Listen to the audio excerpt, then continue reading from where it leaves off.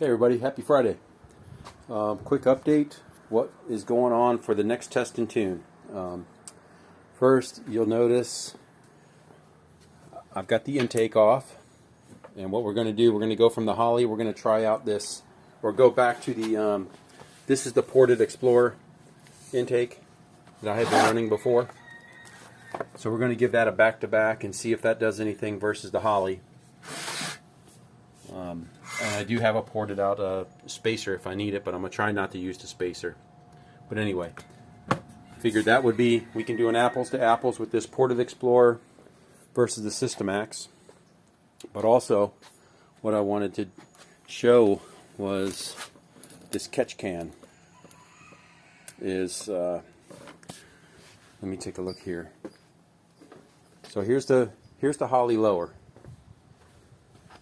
And it does have the baffle installed, but you can see, there's some oil getting past this, and we've got everything installed that it came with, but it definitely needs some kind of bigger baffle because, and again, this is going to be difficult to do with one hand. But when I installed this catch can, excuse me, let me set you down for a second.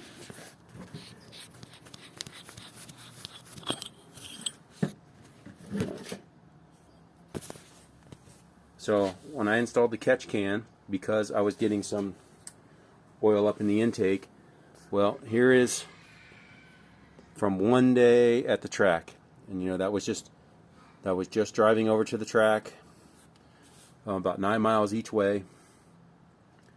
Well, maybe like 13 miles each way, and then literally only got 2 passes. So as you can see, that baffle in the bottom of the Holley is not enough. That would have went right into the intake manifold. And why we were getting,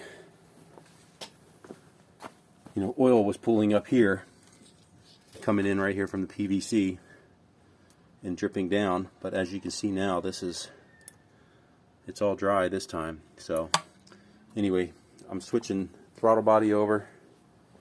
We're going to go ahead and try that ported Explorer intake on there for the next test and tune. And I've got the nitrous all wired up. I'm working with the tuner. He had a different way he wanted to wire it. So now I've got a total of 3 relays inside the car. One for the purge, one for the nitrous solenoid, actually 2 for the nitrous solenoid, but it's actually hooked into the ECM on 2 different pins. So 2 different ways to control it, or basically 2 safety measures to make sure that it's getting the fuel it needs when the nitrous is on. So anyway, that's the update. I'm gonna button up this Explorer intake, have this done. I got started early this morning and tore that down, and then obviously had to switch over my sensor.